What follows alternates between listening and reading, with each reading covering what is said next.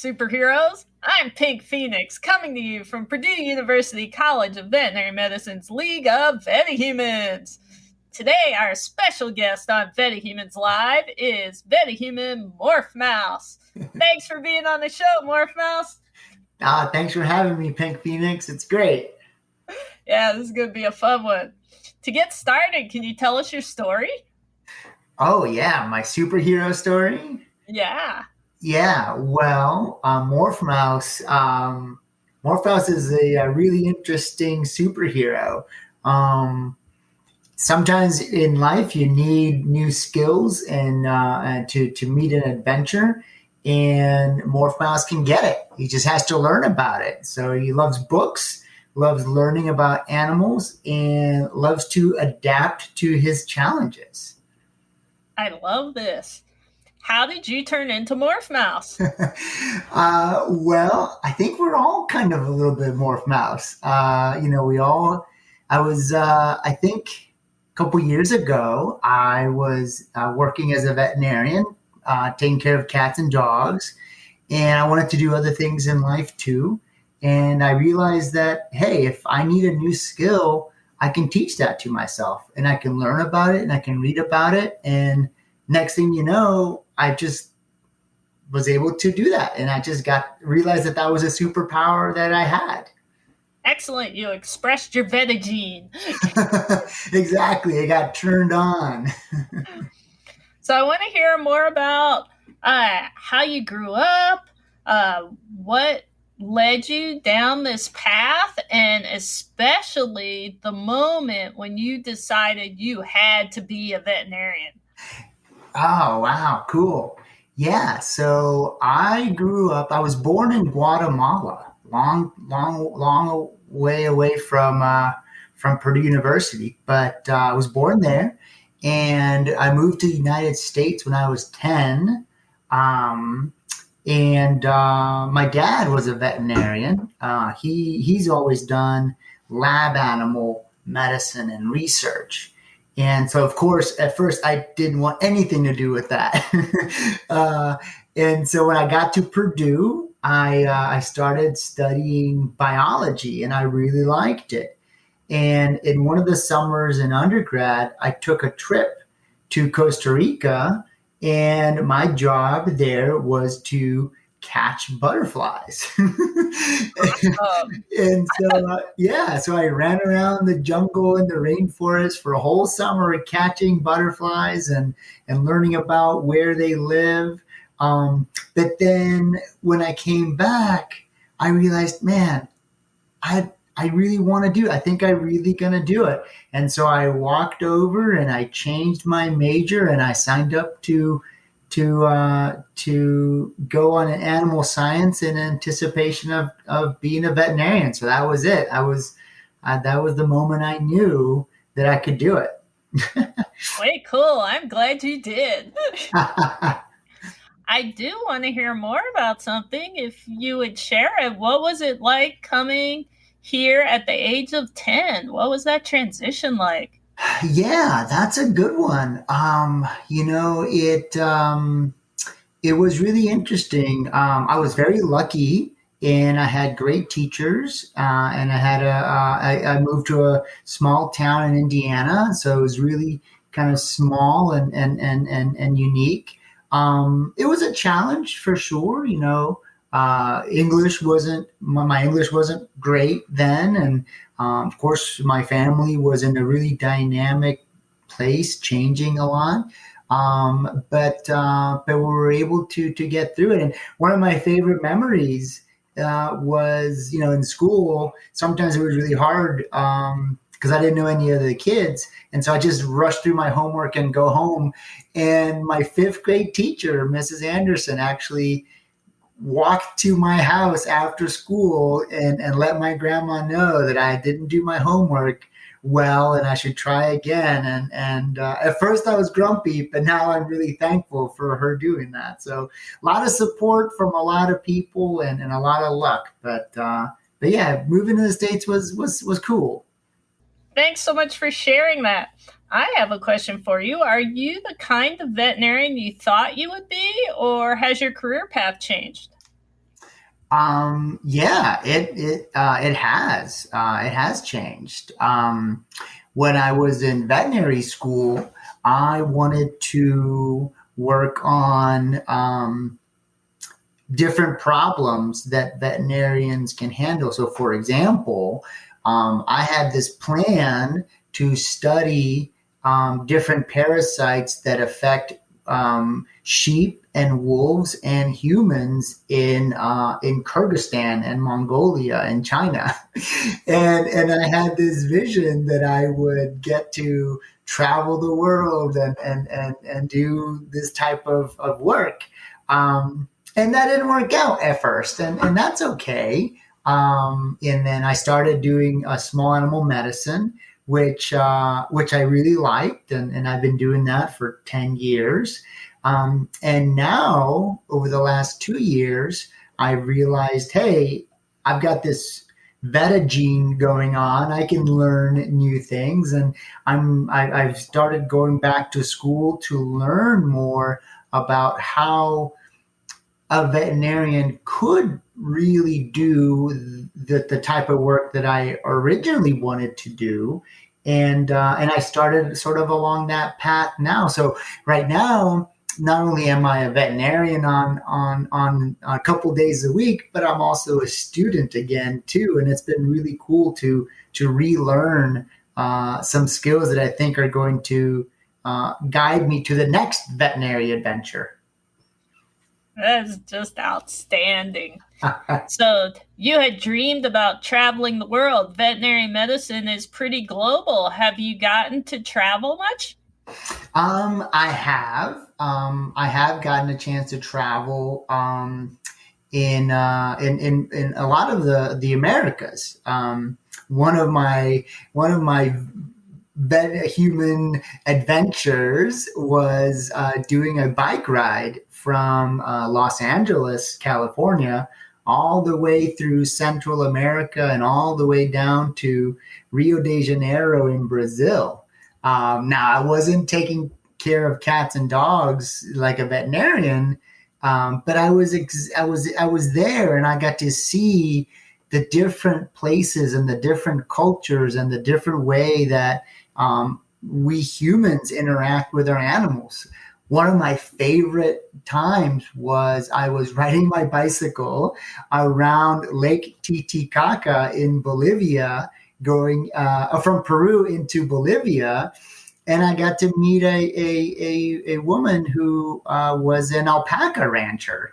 And I got to see her, and I got to learn about how she works with her animals, and it was really neat. I remember that. That was so awesome. My hero. I also learned, just to add another story, I learned that guinea pigs, when a lot of folks have a lot of guinea pigs in the Andean mountains, and when a stranger enters the home, oftentimes the guinea pigs either make a lot of noise or they're very quiet. And I think if they're very quiet, it means that they're scared. And so that person is considered to be bad luck. So you want the guinea pigs to bark at you when you walk to someone's home. And I thought that was really neat.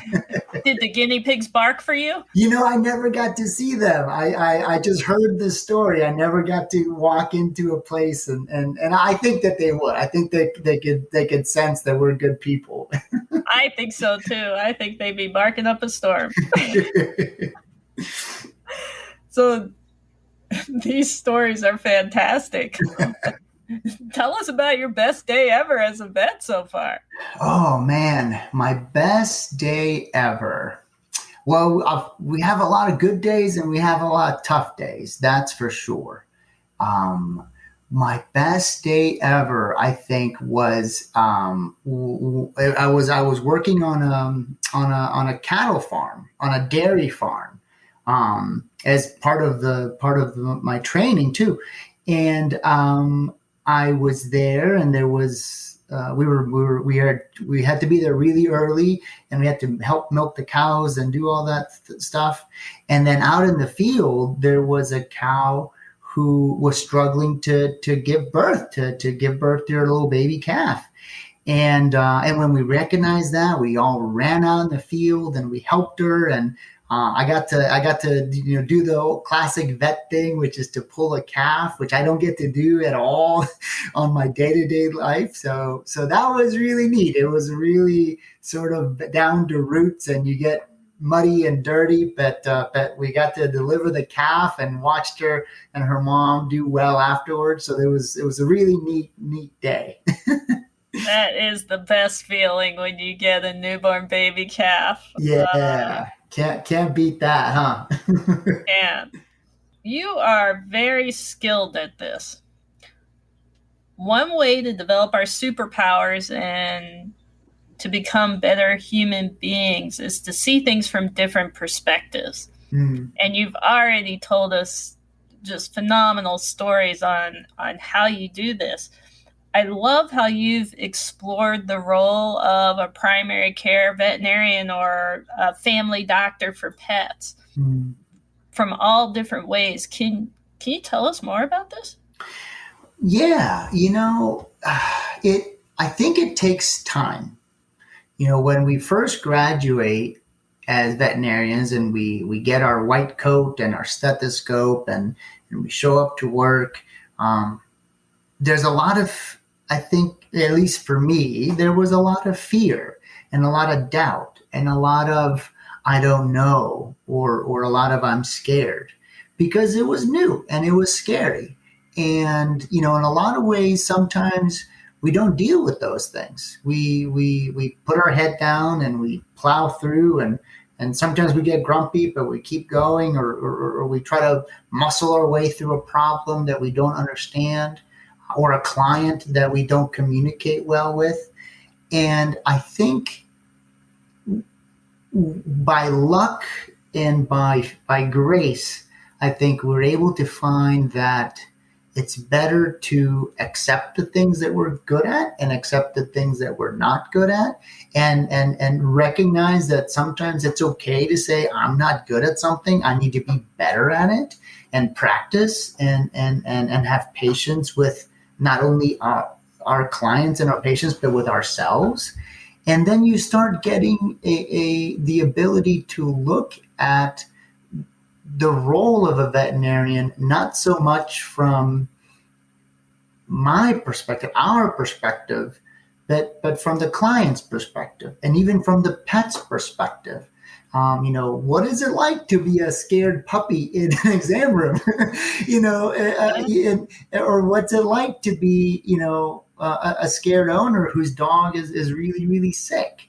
And when we put ourselves in those shoes, and when we look at things from that way, we realize that a lot of the struggle and a lot of the fear that we had when we were young veterinarians kind of melts away because we're able to communicate better. Well said. That just beautiful. All right, I want to hear about what gets you fired up. Ooh, what gets me fired up? Definitely learning and teaching, the process and the realization when we learn something or when we teach something. When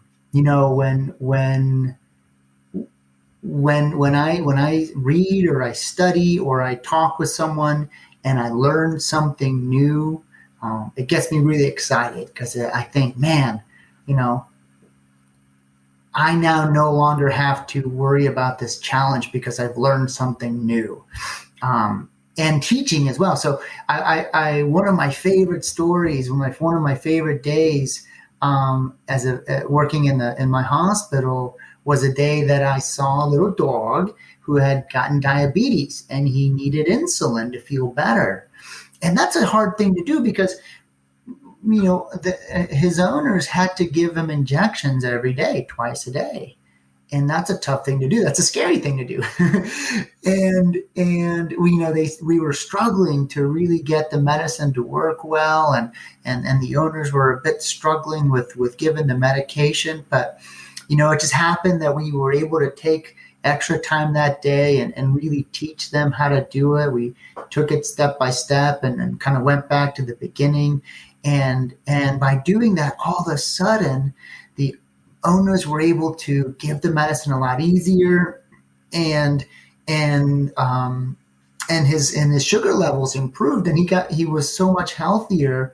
Um, Odin was his name, Little Odin. Little Odin all of a sudden started being just a trooper, and started barking again and wagging his tail again. And we realized, wow, we got it. We figured it out. And that type of moment when we learn something, or we see that a little, that the tough work that we put in is, it gives us that success, that really gets me fired up. That's such a great feeling. So learning gets you fired up. What are the cool new things you're learning about right now? Wow. Yeah. So I'm learning, let's see. So I said I'm in school. I told you guys I'm in school. I'm learning about this, of systems thinking. And it's a What really, is that? yeah, systems thinking. I hope I can do it justice, but because I'm still learning, so I'm new, so I'm scared that I'm going to give a wrong answer. But I'm just going to go at it. I'm just going Go to for it. be I'm just going to be brave and go for it. So the way I think about it is it's a way to look at a new problem or a new challenge, that or an old challenge, and it's a way to think about it from a different point of view. And so instead of sort of fighting with the issues, with the steps, we look back and say, okay, well, we know that this happens at the beginning, and we know that we want this to happen at the end. And let's look at it and say, okay, what are all the different influences that could lead us to be successful? What are the things that improve our chances of success, and what are the things that delay our chances of success? And so by sort of, it's almost like prototyping. It's almost like building a little model of the problem that I'm trying to face. So, for example, if it is, Odin and his diabetes, and the issues that they're struggling with, if I open up a medicine book, it doesn't tell me about, the owner being scared, or it doesn't tell me about, Odin not wanting to eat in the morning. It doesn't tell me those things. And so with systems thinking, you start adding all these other layers that could affect the problem, and it sometimes gives you really good solutions. And so systems thinking is one thing that I'm learning about now. Absolutely, that's just so important, and it ties into seeing things from a different perspective and looking at all the variables in a situation so you can bring your best. Yeah. And, when I've thought about this, one of the coolest things about being a veterinarian is that even though we're not taught this, like there's not a book that says problem solving, that is what we do. Our patients don't talk to us, and we have to be detectives about it. And so I think that being a veterinarian has really prepared me well to learn about these type of things. This is awesome. So you've had a lot of school, and you're still in school, and you're doing all of these incredible things. When you're not doing all the thinking, what are you doing for fun? Yeah, for fun. You have to have fun. That's true. That's true. If you don't have fun, then why are we doing any of this anyways? I started playing frisbee golf. this over the pandemic, actually. Over the pandemic? Yeah. I started playing because it's outside, and you generally I play by alone, because you're not supposed to be in big groups or whatever. And I started playing frisbee golf, and at first I was really bad at it. What was the key to your success? What turned that around? Yeah, practice. and watching a lot of YouTube videos on how to throw a frisbee. Yeah, and it was really fun. I still like doing it. Right now, it's all covered in snow, so I can't go out there. But yeah, frisbee golf is my new jam. Yeah. And I've seen pictures of you leaping through deserts, I believe. What's that about? Yeah. I love being outdoors. I love going out and camping and hiking. And I was really lucky, and I got to go to the Mojave Desert not that long ago, and it was in February. So we thought it'd be cold, but we said, "Oh, it's the desert. It's the Mojave Desert. It's one of the hottest places on earth. It's not going to be cold." So, of course, we didn't pack a lot of our cold gear. And wouldn't you know it, when the sun goes down in the Mojave Desert in February, it gets really cold. I bet. And so we shivered that night, but it was really fun. We got to explore abandoned gold mines, and we got to see a lot of cool the Joshua trees, which I hadn't seen before. So it was a Oh, that would really be neat, amazing. yeah, it was a really neat adventure. So cool. All right, Morph Mouse. How are you using your superpowers to support or inspire others through the League of VetaHumanz? Yeah, that's a good question. Let's see. I try and talk with the veterinarians that I know. I've only been a veterinarian for 12 years. In the grand scheme of things, it's probably not terribly long.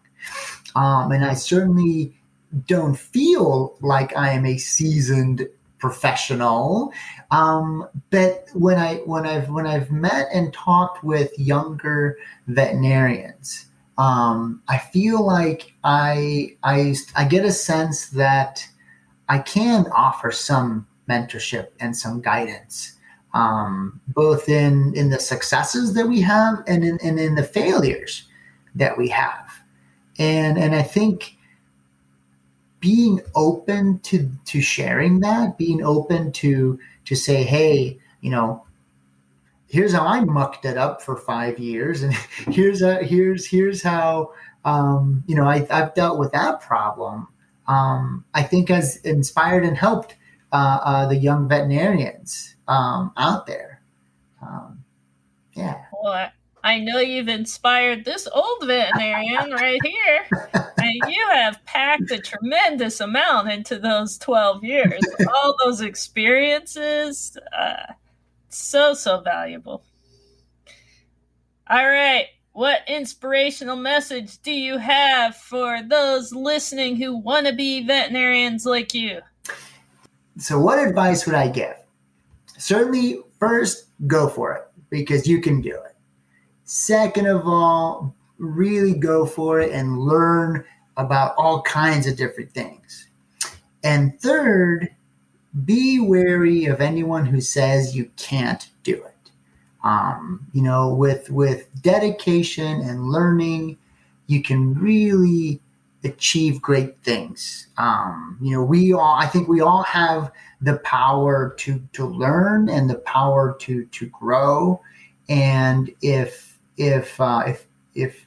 working with animals and helping them feel better is sort of a dream for a young would-be veterinarian, then truly, I don't think there's anything that's going to stop you. I think that with dedication and focus, it could happen. And so go for it. That's what I have to say. Absolutely. Go for it and surround yourself with people that are going to support you in your mission. Yeah. Like a good league of VetaHumanz. Yes. Well, thank you so much for being on the show, Morph Mouse. Thank you for having me, Pink Phoenix. This was a lot of fun. It was. You can learn more about other League of VetaHumanz superheroes at VetaHumanz.org. If you liked this episode, and I know you did, please subscribe, rate, and share it with your friends. And remember, use your powers for good.